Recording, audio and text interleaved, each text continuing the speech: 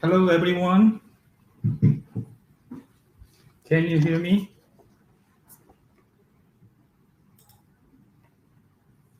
Thank you.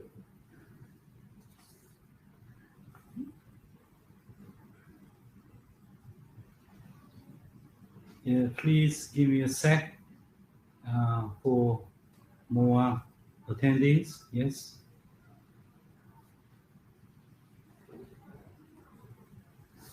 Okay.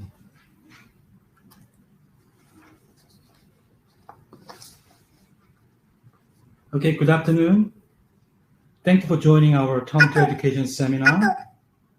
And my name is David, Admin Manager at Strasbourg Head Office. So this webinar is prepared for our Year 4 parents, and I'd like to share the most up-to-date information about this year's OC placement test, and also provide with the last-minute exam preparation tips. So we have two more presenters tonight, Ms. Kelly Jones and Ms. Nala An, who are teaching our Year 4 students for the trial test course, and they will deliver more detailed information about the OC exam question. Yes. So during the webinar, if you have any question, you can add it to your chat box. And after the presentation, I will do my best to answer all your questions until the time permits. Okay. Okay, let's get started. Yeah, you know the exam date already? Yeah, Thursday, 20th of July, 2022, which is term 3, second week. So we have now around 42 days remaining until the exam. So it's time to buckle up. Yeah. Okay, let's recap the important timeline for the OC placement process. So I believe all parents already complete their online application last May, and this month the school principal already processed your application by confirming your details and application details. So everything is now ready for the exam.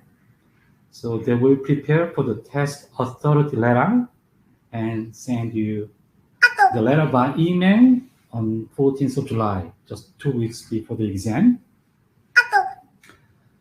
And before the exam, we have last-minute thinking skill trial test practice, which is just a special one-day event.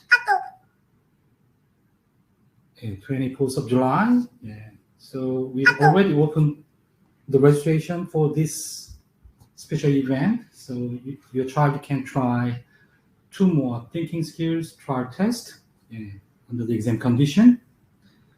And then, on Thursday, 20th of July, there is a test. Yeah. Just 1 day test, centralized test in all testing center in New South Wales. Yeah. If your child is attending the government public schools, the testing center will be their own schools, so we don't have to worry about traveling to another place. But for the private school students, they'll be notified by a test authority letter that contains the test center location and test information. Yeah, so. Okay.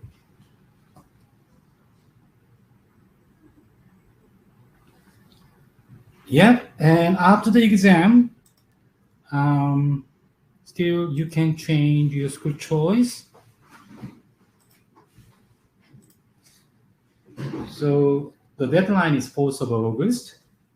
So until 4th of August, they will allow you to change your application details, including school choice. So still we have a time to assess our child's school choice, whether it is reasonable or it's okay to leave it as it is. Yeah.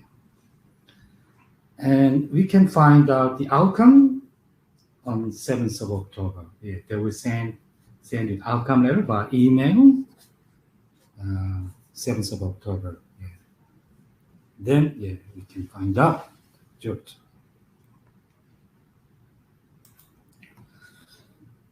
Yeah, in New South Wales, there are 75 OC schools. Yeah. Most schools will cater just one OC class for year 5 and year 6 another class. So around 30 places for each OC schools. So total 1,840.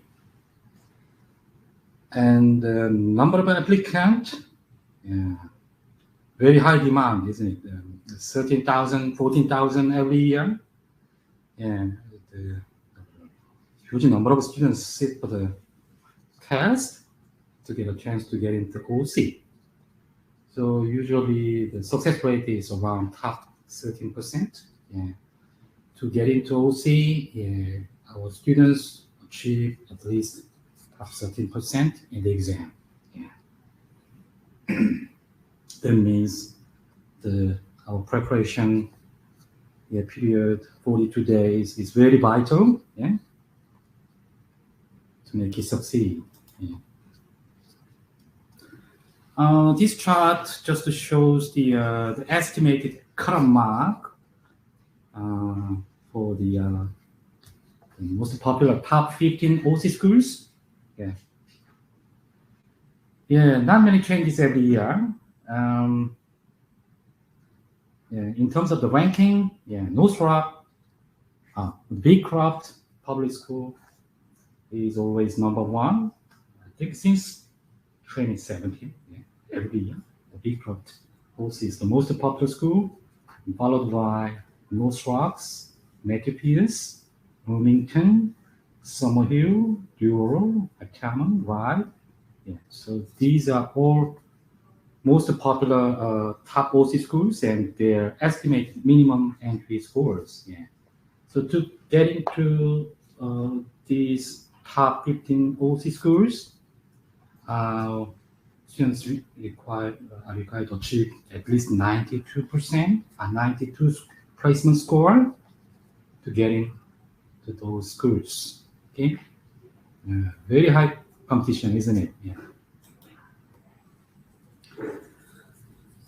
In terms of the OC exam format, yeah, lots of changes. Yeah, they just announced 2 years ago. Yeah, they announced the new test format, and last year it was the first time to introduce the new Cambridge assessment style OC exam questions, and they tried the online test last year with some shorter version, 1 hour single test session.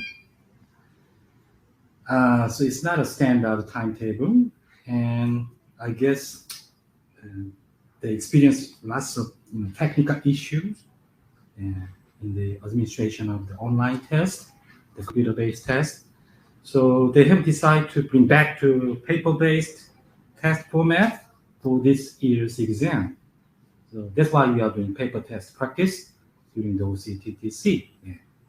And also, students should use the pencil, 2B pencil and eraser on the exam day and to complete the test answer sheet. Yeah. So we need to practice with the pencil, and if there are any changes, they can use the eraser and then complete the answer sheet properly. Okay. Okay. Yeah, this is a standard OC test format. So 3 components: reading, mathematical reasoning, and thinking skills. So reading test contains 25 questions, and then it finishes in 30 minutes, including reading time. Mathematical reasoning, 35 questions in 40 minutes, multiple choice as well. And then thinking skill, 30 questions, 1 minute per question, very short time limit. So 3 tests. So it will take around 1 hour and 30 minutes to complete all 3 tests. So they can finish the test by 11:30 a.m. Okay? So this is a standard testing timetable. Okay? So reading test first, and there is a 10 minutes break, and mathematical reasoning another 40 minutes, and one more break. And the last test is thinking skill test for next 30 minutes. Okay? So more detailed testing information will be sent out by email on 14th of July.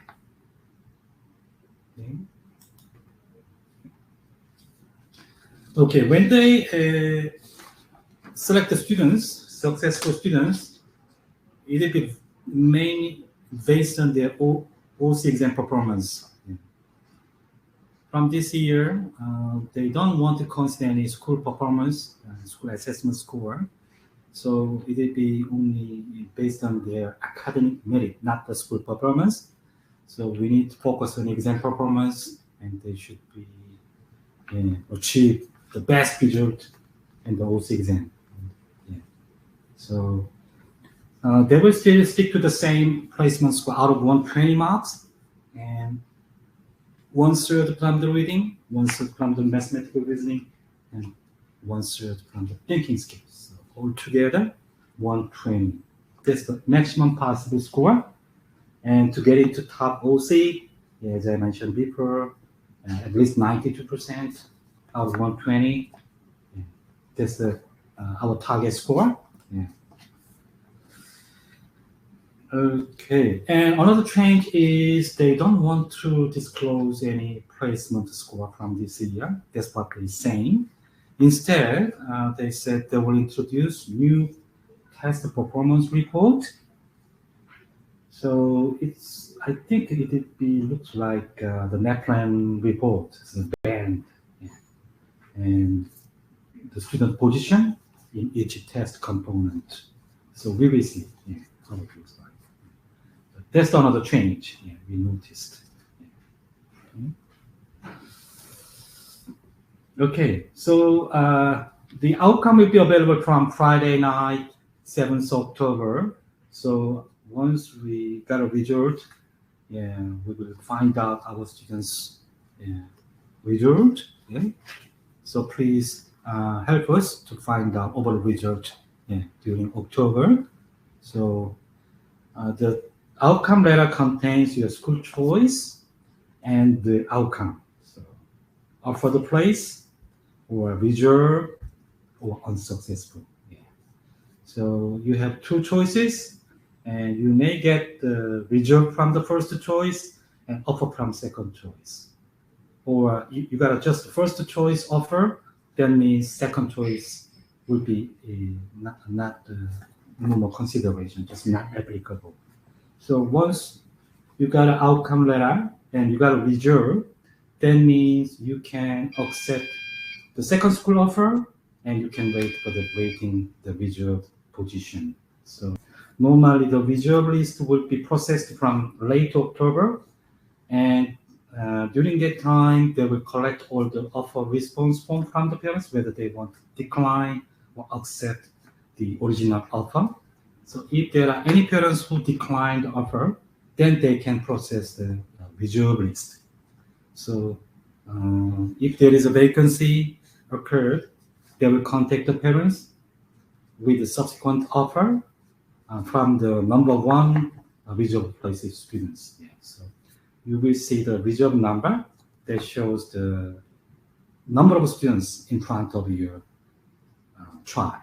So they will contact from number one student first, and then they will fill in the vacancies until next year, term one. Yeah. So as long as you got a reserve, there is a chance to get a late offer during October, November, December. Still, you will have a subsequent offer if there is a vacancies.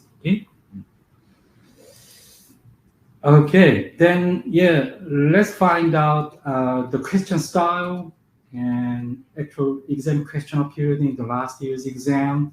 So we analyze all the question style and the structure.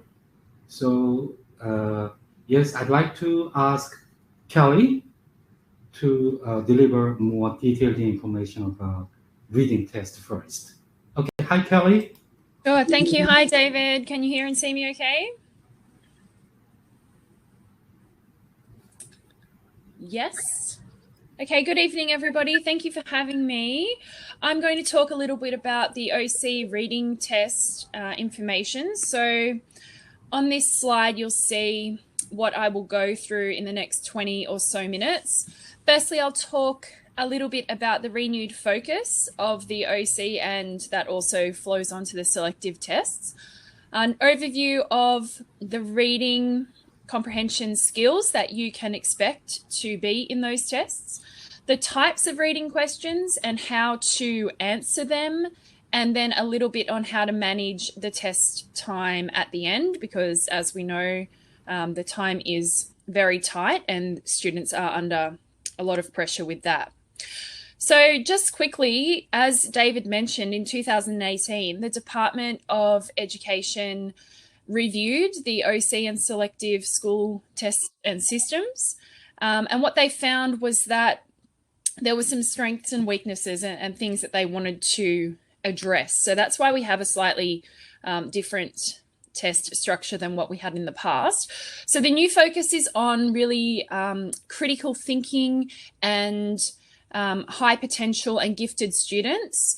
So that's good because it means that the test allows equal access for everybody rather than it being skewed in some way via privilege. So our high potential students are those that exceed the abilities of students or peers about the same age. Gifted students, the department is targeting those who develop or master skills like quite noticeably faster than their same age peers.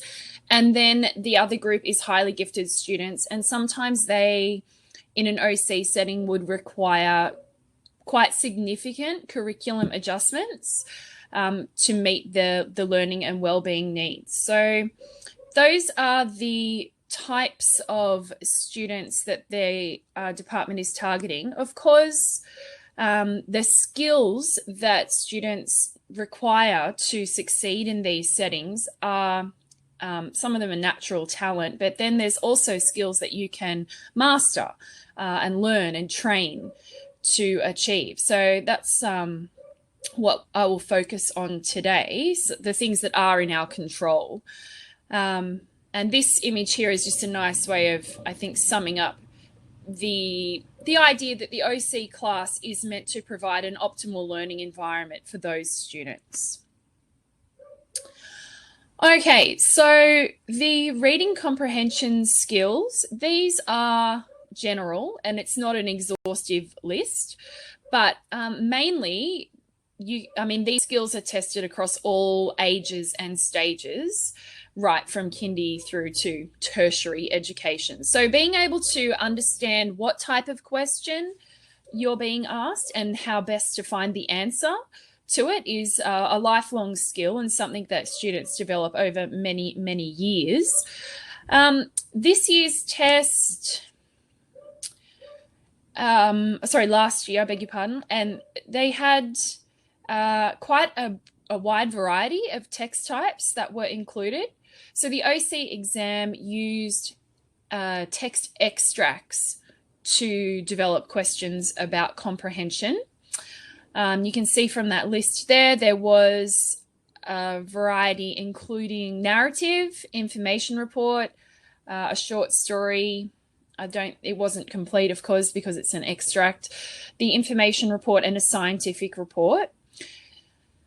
It's important that students understand the purpose of each text type, whether it's for entertainment or information or persuasion, and then also to be really familiar with each text type to know what type of language that text type will be using, and therefore you can anticipate, the questions and the information that will be asked about that text.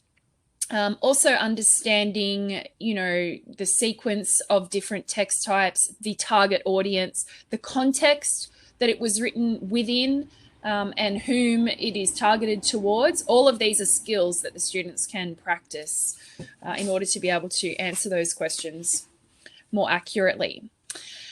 Now, the extract summaries, I'm not going to go into a lot of detail about this. You can see this later on the slide, or even on their website. It has quite a detailed breakdown of what the test looks like. But essentially, there are 7 paragraphs, and each of those is about a specific topic, and it has its own purpose.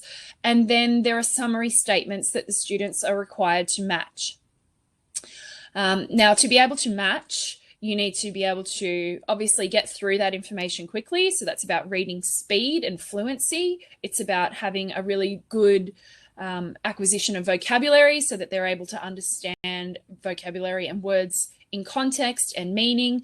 It's about skimming and scanning the text, so being able to look very quickly, but then also reading for detail, because there is going to be one paragraph that doesn't have a matching summary statement. That's intentional. It's supposed to be left over. But it's up to the student to be able to discern, which answers, they might be very similar or quite close in their meanings. So reading for detail is also important in this reading test. Here is an example. Very short, it's only 2 sentences. Really, I won't read it out to you. You can read that if you'd like to, or come back to it later. But essentially, you can see it's quite a short paragraph. The main idea is about wombats. The student would need to go through that information and decide which statement would match best with it, and based on what details. Yes, the slides, I believe, David will talk about that later, but I believe they are accessible to you afterwards. So, how do the students identify different types of reading comprehension questions? These, as I've said, are a sample of the most common types of questions. The OC test, looking at text extracts, is really going to focus on finding the main idea, looking at facts and details, understanding sequence, so that is what comes before, what might come next. Cause and effect, this is quite important when we're talking about the purpose of the text, or if it's a scientific report, for example, then there's going to be a lot of language around cause and effect. Comparing and contrasting, making predictions, that links back to sequence, drawing conclusions, making inferences. This is a significant skill, making inferences. In fact, a lot of the questions in the selective test as well are based on inferential information.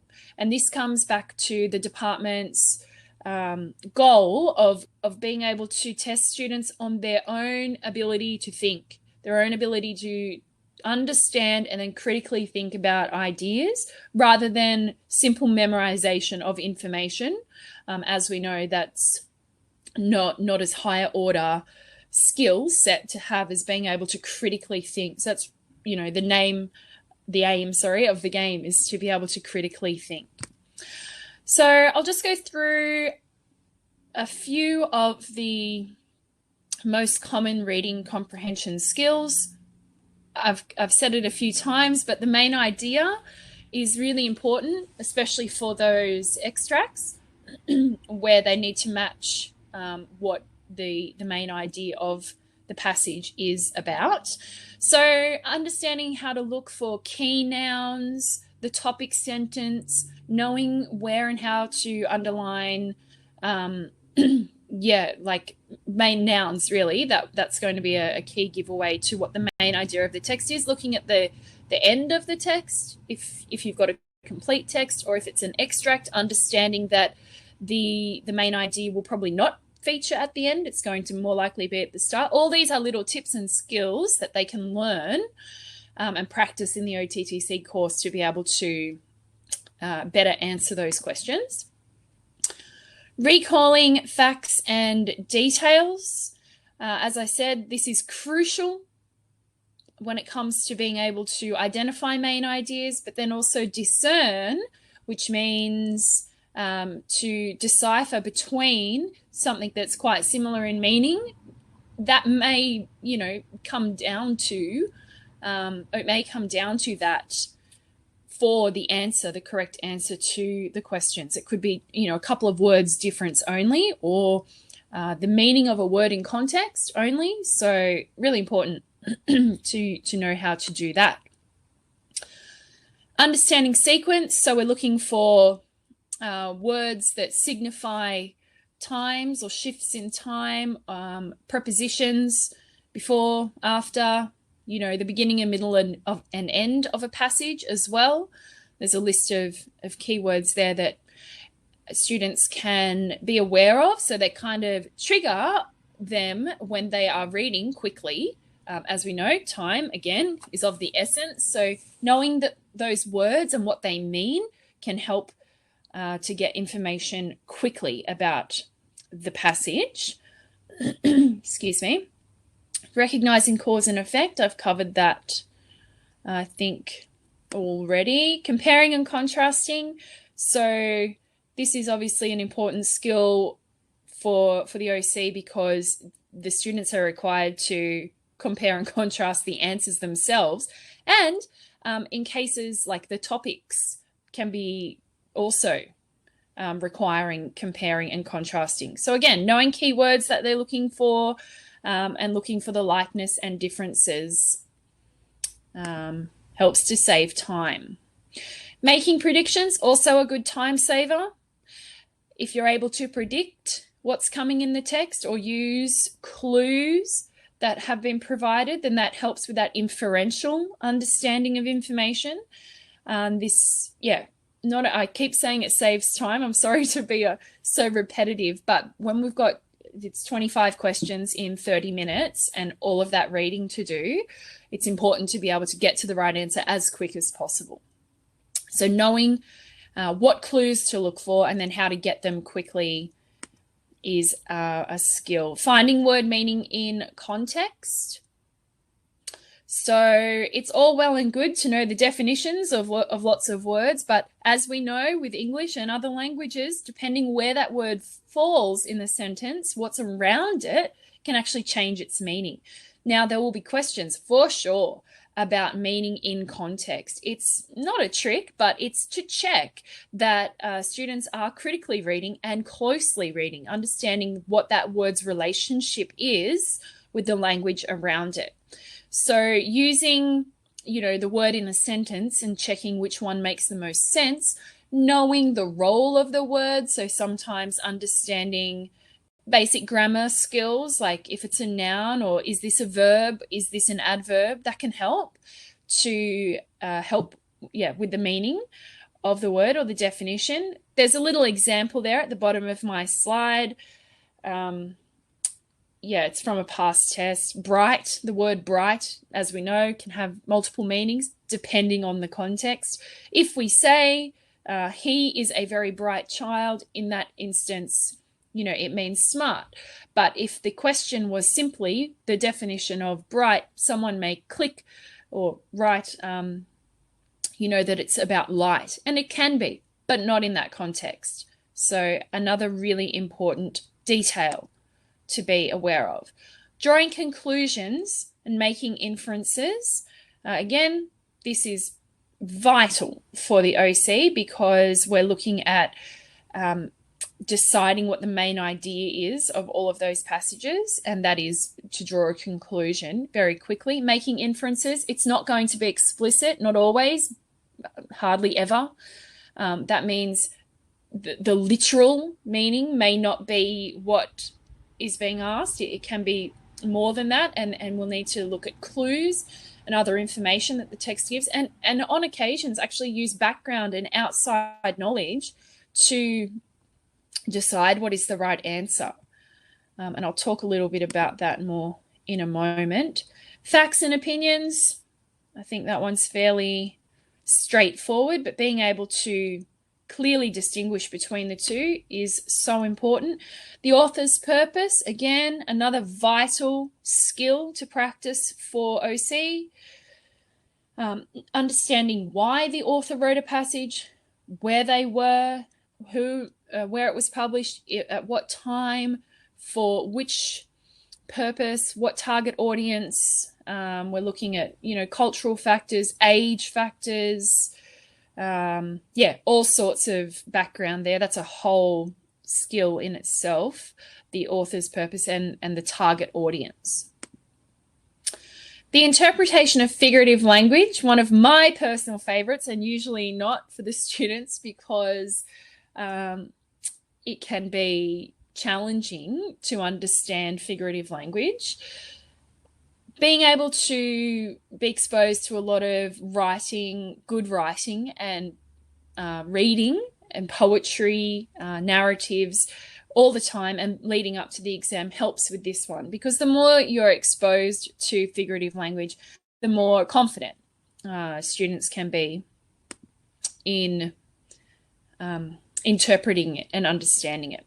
Summarizing, a little bit repetitive in terms of the main idea. However, a good summary, should be the main idea. So these two skills are closely linked together. Now, the time management, which I've referred to a few times already, is, I find when I talk to students after the test or after practice tests, is always a point that they feel anxious about, that the time is so short and it goes so quickly when you're reading. So learning how to use the time wisely through doing practice tests and then working steadily. So not going too fast either. We don't want to rush through and not give ourselves the time that we can use. Practicing under a time limit, looking at the clock, referring to the, if there's a center clock, or when it was online, there was the timer on the screen. So being very aware that we are under a time limit, but not panicking about that, actually figuring out, well, how long do I have for each question, and using that time to the best that you can. Knowing when to move on from a question. So some of the questions are harder than others. You might be stumped on one question in particular. So how long do you wait? Do you just have a wild guess? No. Can you eliminate some of the answers? If you're absolutely stuck, what do I do? Choose the best one, come back to it later. So don't waste a lot of time. This is a skill, like you can practice this through doing practice tests. And then understanding, I've already talked about the timer, but the last point I'd like to make is about managing anxiety and pressure. So the psychological pressure is huge for these little students. They're only young, they're year 4, and it's a big deal to go into the test environment and a lot of build up, So learning how to manage anxiety through deep breathing and positive mindset, mindfulness, exercise, all of these can help enormously, as well as practicing the test so that they're familiar with what's coming. It's not a surprise on the day. But I feel like that is actually, of course it is a skill, but it's one that we may overlook at times, where we focus on how to get the right answer. But, it's really important to be able to mentally be, present and to be able to think clearly in that environment as well. So that's something to consider. I think that's me done, David. Thank you. Thank you very much, Kelly. Thanks. I'm sorry it's so quick. I'd like to talk for hours, but we've all got to go to dinner, don't we? So, the slides, though, they're available, I think, for people to look at more closely later. Thank you, Kelly. Thank you. Okay. Good night. Okay. We have another presenter, Miss Mala Ang, and I'd like to ask her to deliver more detailed information about mathematical reasoning and thinking skill tests in the OC exam. Okay, Nala.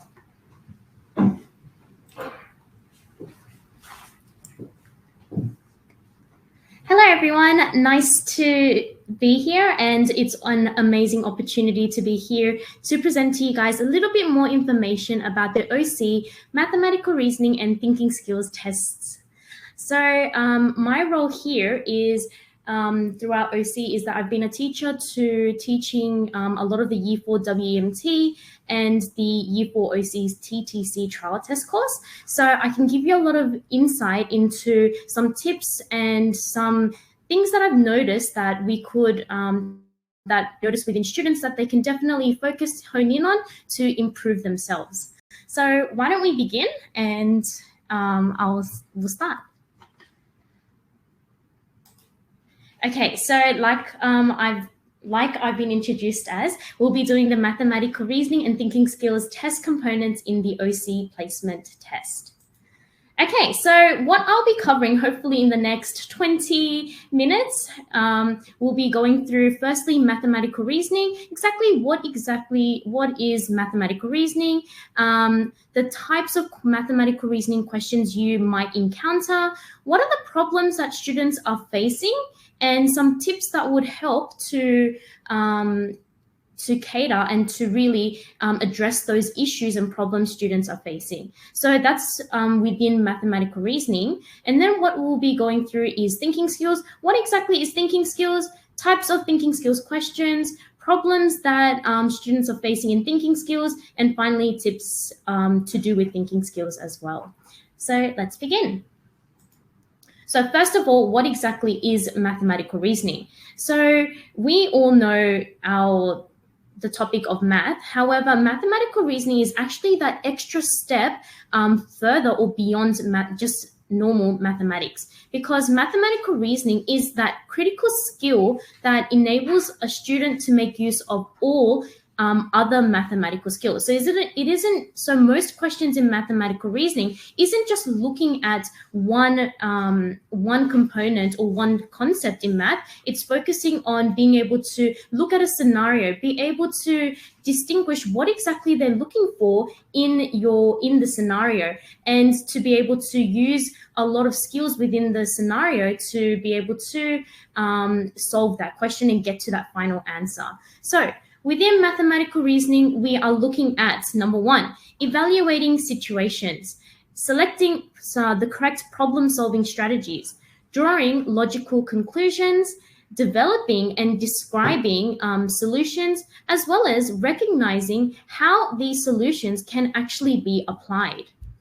So really, and it can be quite tricky, because considering the time frame that we have, within 40 minutes to complete 35 questions is quite the challenge. And so it's really important, as we've stressed throughout this whole webinar so far, is that timing as well. Okay, so before we move on, what is that difference between math and mathematical reasoning? So mathematics is that knowledge of formulas and mathematical concepts, while mathematical reasoning is focusing on that using the reasoning and mathematical concepts to solve that problem. So in the next slide, what we'll do is I'll show you the difference between one mathematics question and one mathematical reasoning question. So if we have a look here, the first little question here, which is a BODMAS type question to do with the order of operations, it only focuses on being able to use those 4 main orders of operation. So it's not really probing much. It's just really looking at, can you do that skill, and do you have that knowledge of timesing, adding, multiplying, dividing, and so forth. But if you look at down below, this is a lot more of a worded question to do with, which talks about riding on a Jeep at a steady rate to the market. It's talking about different travel times as well, and how long will that total travel time be? So within here, we are not just looking at being able to multiply or divide, but we're also looking at the concept of measurement. We're looking at being able to distinguish what information is important within this question as well. And so there's a whole realm of reasoning and evaluating that students need to undertake to be able to work and solve through this question.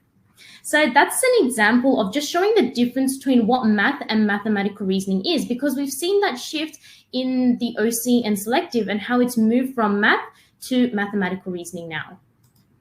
Okay, so onto the main things that I really want to stress out today is what are the problems that students are facing and how can we actually address those issues? So personally, this is what I've seen throughout my experience, and I'm sure other teachers have also pointed these out during our OC classes and WMT classes, but these are issues that we've seen or problems that students continue to face, and when students are able to face these problems, they can overall just improve themselves and yeah. Okay, so we've organized this into different issues and the tips that can help with that. So the first issue is this: students do not have a strong concept of number and the basic 4 operations. So what I've noticed in our OC classes, a lot of the questions, like we said with mathematical reasoning, focus on a whole realm of different strands of mathematics. Now, within there, every single one of these is all covered in number. So you can see that number is that umbrella term, and within there you've got data and statistics, you've got measurement, you've got arithmetic calculations, and probability. All of those things require that strong concept of number. And so even within there, being able to work with fractions and decimals and percentages needs to focus on being able to do multiplication and division as well. So as you can see here, the first example question here looks at arithmetic operations. And so you can see here, this focuses on simple calculations, but how can you extract that information to be able to work to that multiple operations? And within the second question, as an example here, talks about statistics and data, which is to do with like just being able to read a graph. But you need to know that concept of number to be able to solve this. So that's one issue that we've noticed. Now, to help fix this or address this problem, tip number 1 is to ensure that students are at that mastery level in number concepts in mathematics. So being able to do that long division at a quick pace, ensuring that they don't make mistakes. So that constant repetition of those 4 operations, working not just simple numbers, but big numbers as well, using decimals and fractions and percentages at a really high level is really important, because we see that a lot of the time students make mistakes and aren't able to get to their answer because they don't have that strong concept of number mathematics. So that's definitely a tip that I reckon the number 1 tip that students should take when doing mathematical reasoning. On top of that, to really help you know this, because yes, you can work with mental maths and continue to really get that mastery level, but then you want to move on to doing problem-solving questions, which gets them to really pull out the main information and then use the number concepts within there. So that's tip number 1. Moving on to issue number 2 is that some students don't have the basic concepts of mathematical substrands such as measurement, data, and statistics. So knowing your measurement in terms of volume, capacity, what are the formulas of volume and capacity? What are the, how do you work out area? What are the different area type questions that you'll get? Kilograms, how do you convert from grams to tons? All of these things are basic concepts that some students actually struggle with, and because they don't have that knowledge of that basic knowledge, it hinders them from getting that question correct. And so just making sure that they also really are strong with that will really help them overall. And so you can see how it all connects, and overall just being that really pushing yourself to really understand those basic mathematical concepts. So how do we hone and fix that up? So tip number 2 is to ensure that students know the foundational knowledge of all substrands of mathematics, such as measurement, data, and statistics. Know your formulas. So sometimes some trick questions that come up in mathematical reasoning are to do with volumes of cylinders. So knowing your pi as well, and seeing that pi is a concept that's usually focused on in high school, but because this is OC, high potential opportunity class, students at year 4 should be somewhat exposed to that because we don't know what kind of questions come up. So know the formulas such as for perimeter, area, volume, and work with various problems involving these concepts as well. Okay, having a look at issue number 3. Issue number 3 is that what we've noticed is that students do not understand the purpose of the questions or tend to misread the question. And so a lot of the times when we're marking and when we're going through the solutions after doing our practice test on our weekly practice test at OCTTC, a lot of the students go, oh, why did I get this question wrong? And it turns out that they've read the question, they've misread the question, or sometimes they've brushed through it and they haven't looked carefully within their question. And so that's an easy 1 mark loss from there. And remember, we want to be able to gain as much marks to be able to get into our goal OC opportunity class and do the best that we can. So ensuring that students are really honing in and making sure that they're taking care to read those questions carefully, understand exactly what is this question asking, and then being able to solve them through. And with that comes with practice and also having that clear mindset that Kelly previously talked about. So tip number 3, ensure that students can identify the purpose and the main question. Identify those main pieces of information necessary to solve the question. Don't be distracted by the questions. Sometimes a lot of students avoid big questions that have big paragraphs of information because they go, oh my God, this is too much information. So being able to this is also a skill, but being able to find just those little key pieces of information will really help you, really help them actually be able to solve that question in the end. So it takes time, but practice always makes perfect.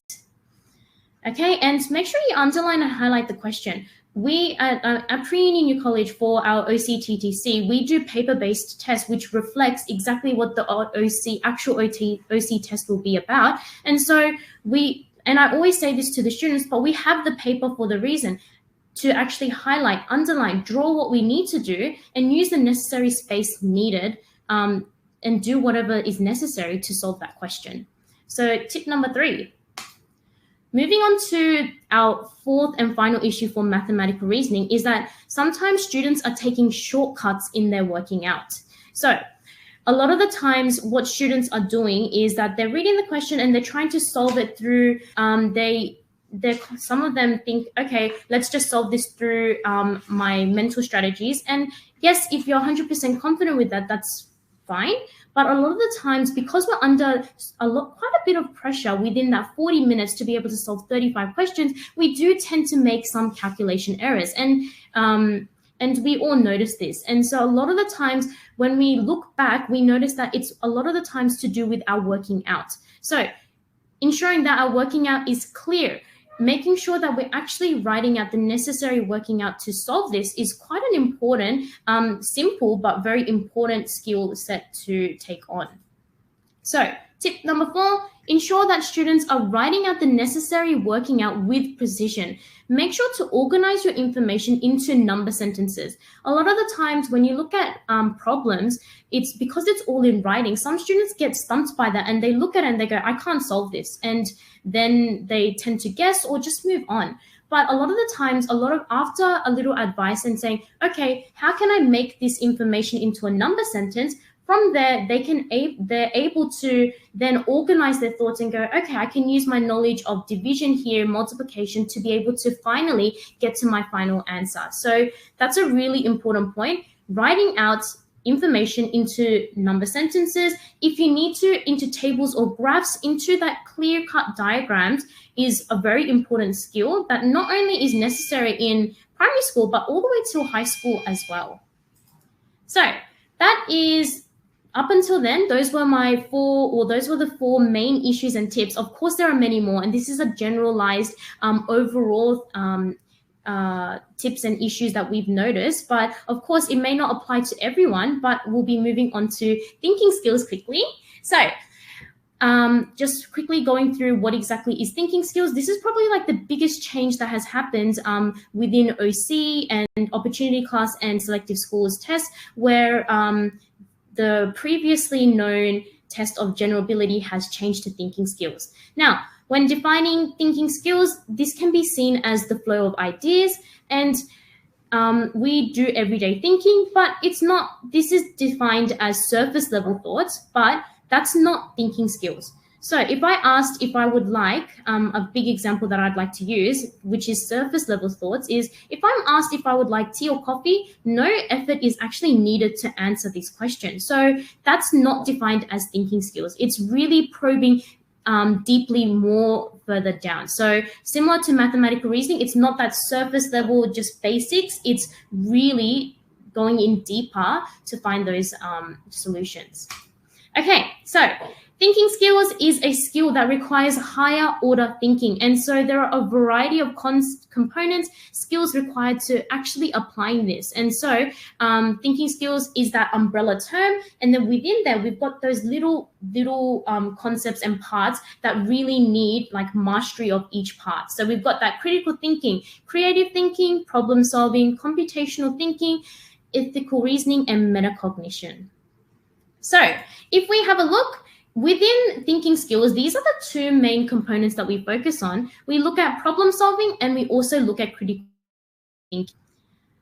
Now, within critical or the types of problem solving questions, so we've just looked at thinking skills and we've got problem solving and critical thinking. Within problem solving, this is more a mixture of mathematics concepts. So we've got defining procedures and you've got a whole lot of number concepts within there, or mathematical concepts, identifying similarities, so focusing on graphs, making conclusions and so forth. And then you've got your relevant selections, which focuses on further mathematical concepts. And rather it's the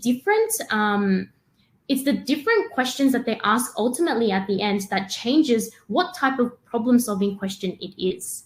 So that is your types of problem solving questions. Now, our types of critical thinking questions, this is more focused on our language and literacy and how well do we understand key terms, how well can we apply logic to and higher order thinking to solve questions using language and really focusing on evidence and so forth. So you can see here the different types: applying principles, assessing the impact of additional evidence, detect reasoning errors, drawing a conclusion, identifying assumptions, the main conclusions, and matching arguments. And you're all probably familiar with this because it's so heavily focused on in our OCTTC, but also in our WEMT, which thoroughly looks at each type of questions per week. And so I've seen a lot of value teaching the WEMT course and being able to teach the type and how exactly to answer those questions in WEMT thinking skills, and then seeing how it goes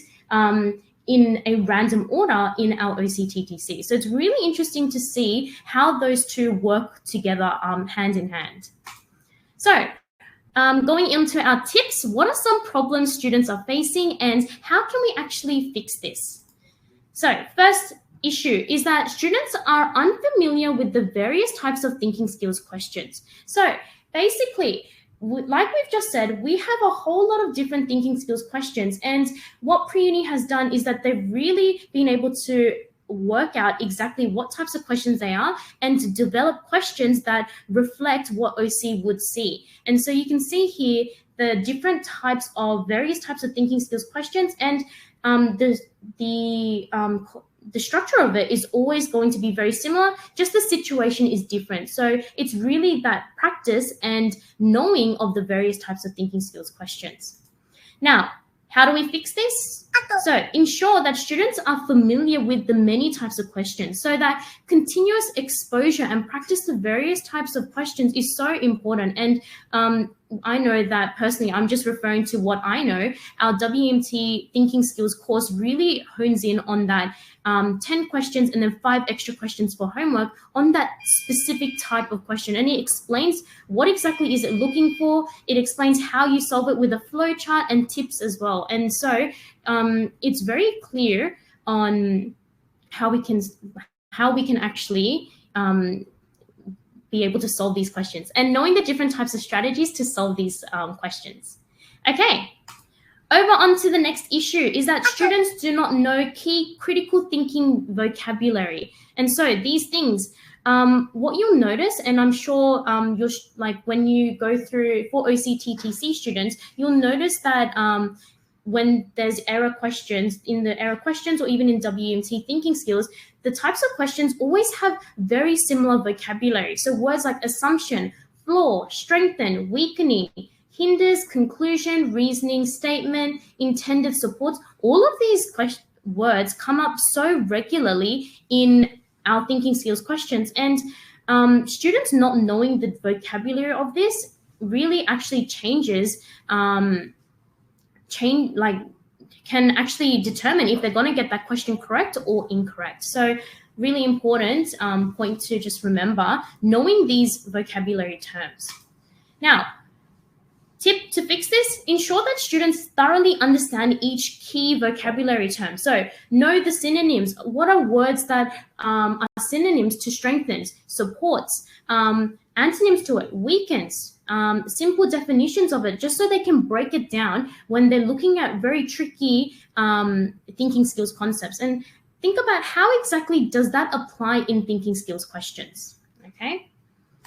All right, so issue number 3 is that students are not strategic with the time frame. As we've said throughout this webinar, and as David said at the beginning, in thinking skills, we've only got 30 questions.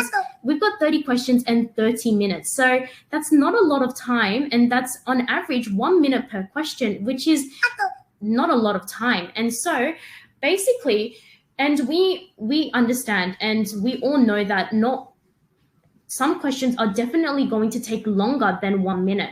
And so it's that importance to be able to go, okay, I'm going to skip this question because if this takes me 5 minutes, then I'm not going to be able to have time. I'm going to lose 5 questions, miss out 5 questions, and that's 5 marks compared to 1 mark. So really important that students are strategic with their time.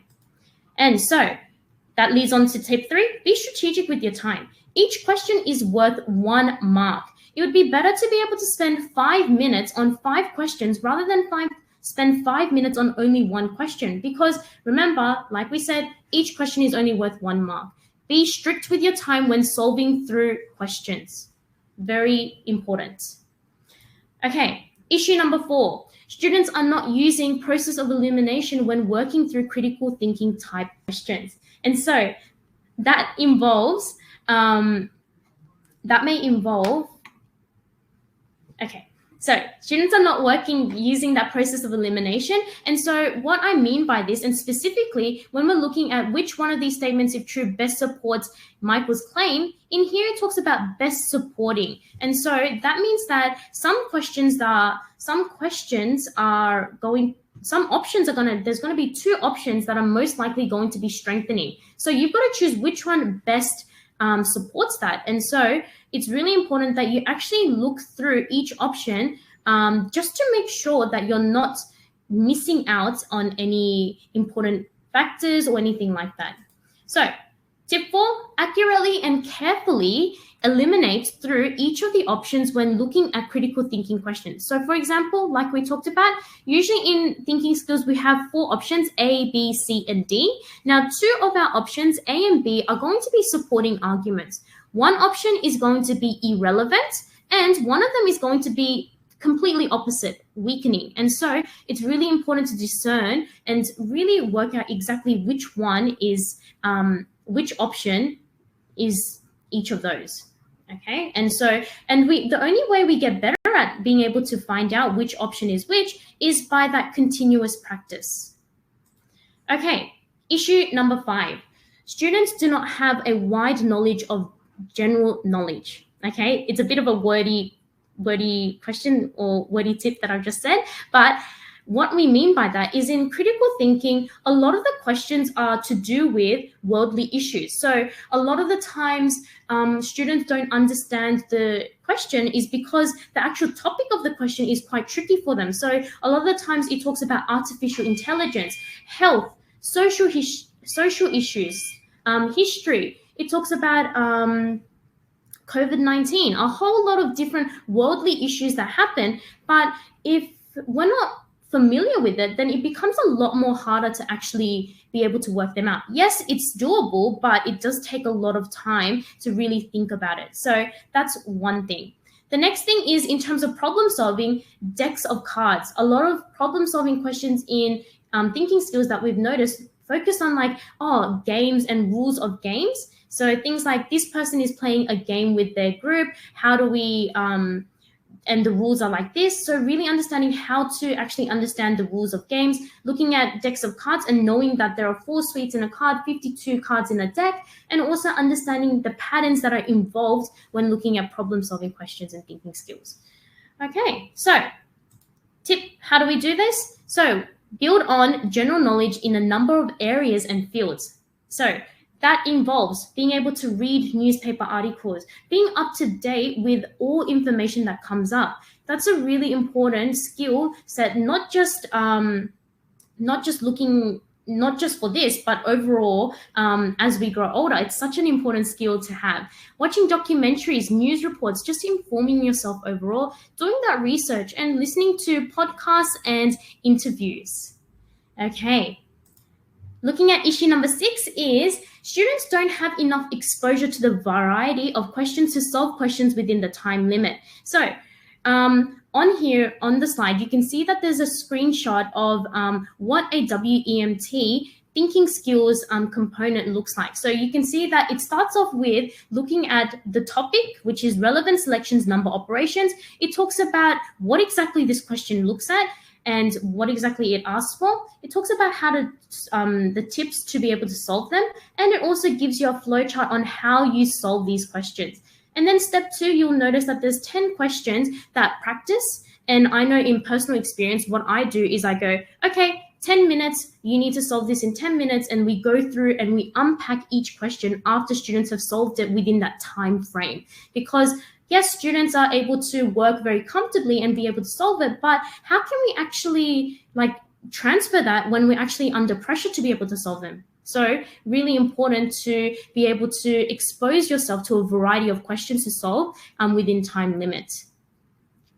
So, and before I go on to how to solve or address that issue for tip number 6, I'm just going to go through issue number 7 as well. So students are not believing the thinking skills question logic for that situation, as sometimes these situations do not reflect society in real life. Now, that might be a bit hard to understand, so just hear me out and I'll explain exactly what I mean by this. So sometimes with thinking skills questions, it's a bit, it's all involving logic, and sometimes logic doesn't, when they're testing logic, they're not going to be using the logic that we know in everyday life. They're going to be using logic that they want you to believe in the question, but it might not be real in real life. And so, for example, I've listed a question here that came up, and a lot of students, when we solved this together, was a bit like, oh, this is a bit different, and not believing that really, and they're going, but in real life, this is not the case, really, as a result, made the question wrong. They got the question wrong like that. So, question example, an ant is larger than a bus and a bus is larger than a galaxy. If a shoe is larger than a galaxy but smaller than an ant, which is the smallest? So you can see here that we know that ants are very small and they can't be larger than a bus or a galaxy. But in this question, we have to believe that ants are bigger than a bus and a galaxy. So really being careful and having to know, sometimes I have to use my knowledge of the outside society, but sometimes I have to believe what the question logic is saying in there as well is very important. So that's an issue that we've noticed. And if you're not following that logic, then as a result, you're going to get that question wrong. So tip number 6 and 7, ensure students get enough practice in solving a wide range of questions in a set time frame. So remember, in our thinking skills course, 10 thinking skills questions of different types to solve within 10 minutes, really getting that question, getting that practice of being able to do 1 question per minute. And so it does take time, but practice makes perfect. All right, so that is overall the main topics that I'm that we're going through, or issues that I've gone through. So I'm going to hand it over back to David to end off our webinar. But thank you so much, everyone, for tuning in and listening.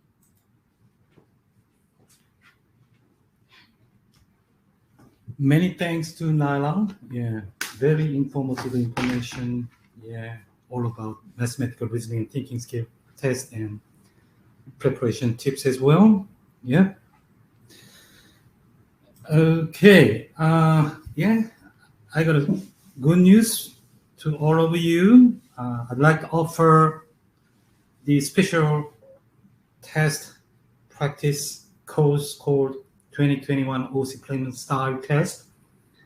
It's based on the actual OC exam question, faced last year our students faced. So please register for this special test and get more idea about the actual exam question style. So the registration will be available until next Thursday. And once you go to our Facebook page, we have a special group page, and you can find the registration website from there. Yeah.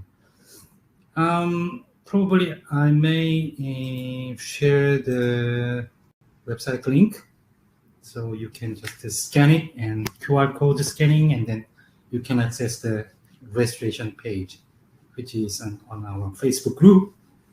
And then once you register, we will open the test from next Saturday until first week of winter holiday. So you can try the questions at your own pace at any time.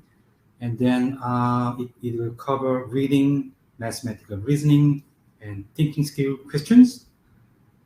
I think it's almost similar to the actual exam questions, so you will get better idea. So please go to our Facebook website, join the group, and register for this special test. Yeah. Okay. Yeah. So this is a QR code you can access directly to the our Facebook group, and you can register. Yeah. Okay. So based on previous years OC exam, they are now year 5. We got heaps of feedback and successful story from them, and usually they are quite thankful to our preparation course, including WMT, OC, TTC, which is OC trial test course, and also they utilized holiday time for the final practice. And we also provide lots of revision material via cyber school website. So they said it's quite effective to do the test preparation. So I'm quite confident to recommend all of you to continue our courses. It is relevant for the OC exam preparation. And we have 15 more trial test sessions. Maximum 15. So we have 3 tests remaining for this term, and we will offer 10 tests, which is quite intensive practice during the winter holiday time. And then, as I mentioned before, we have a special one-day event just focusing on thinking skill test. So OC last year, students said the most challenging part in the exam was thinking skill and reading test. So that's why we organized another special event, just focusing on thinking skill test practice. Okay, and term 3 before the exam, we have just 2 weeks remaining until the exam, so only 2 tests will be available in term 3. So that means we need to utilize the winter holiday period for the final last minute preparation, and then feel more confident in the actual exam. Okay? So last year, heaps of good news from our year 5 students who just got offer from OC schools. So lots of fantastic results and success story. So now it's your turn.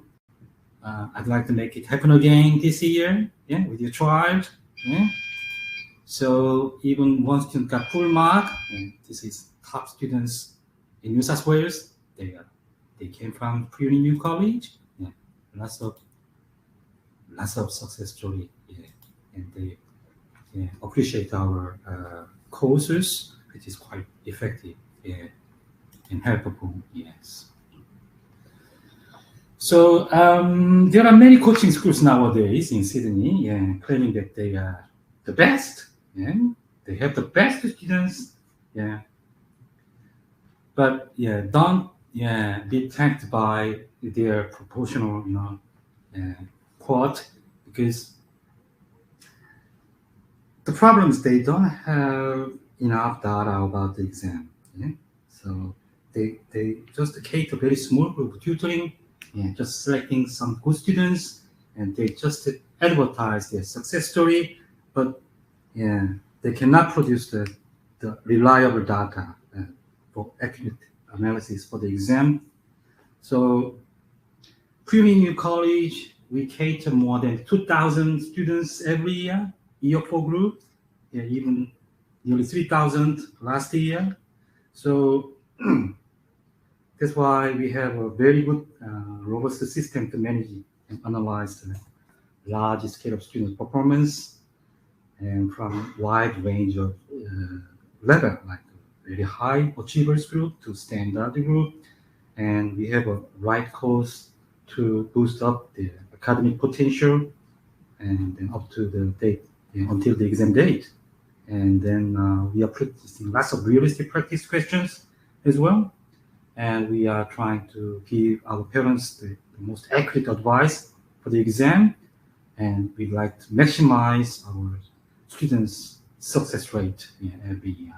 Okay, so your child's motivation is the most important part.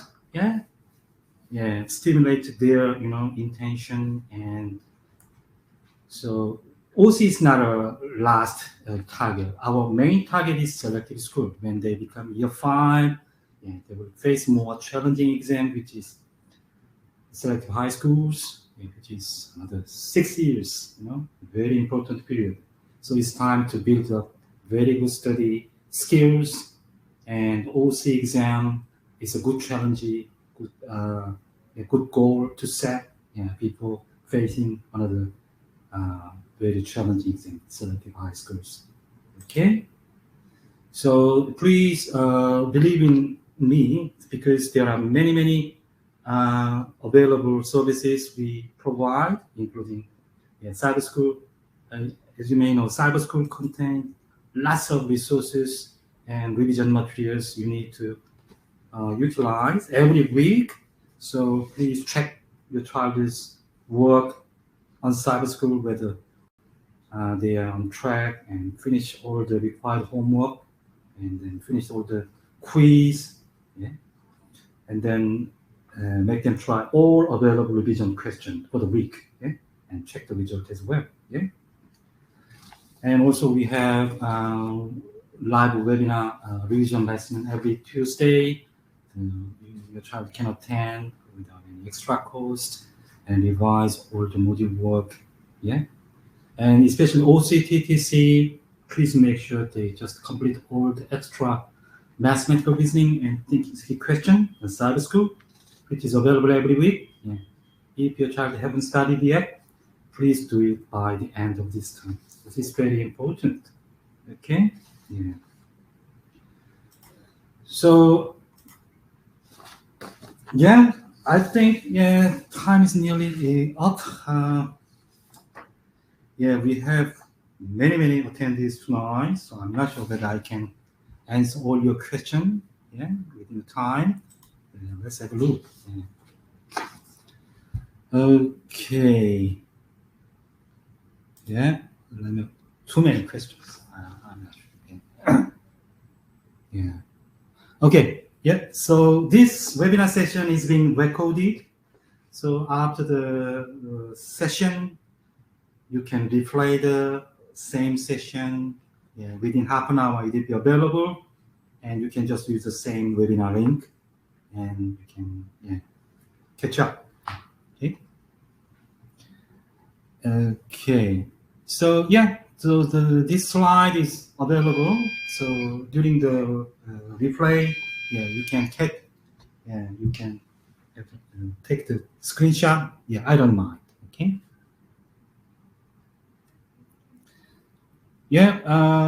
So the OC placement style test. Yes, you need to register first so that you can log into the cyber school with your account. So please go to our Facebook group and just join it, and then you will find the link for the registration. And we will send you the confirmation email on Friday next week.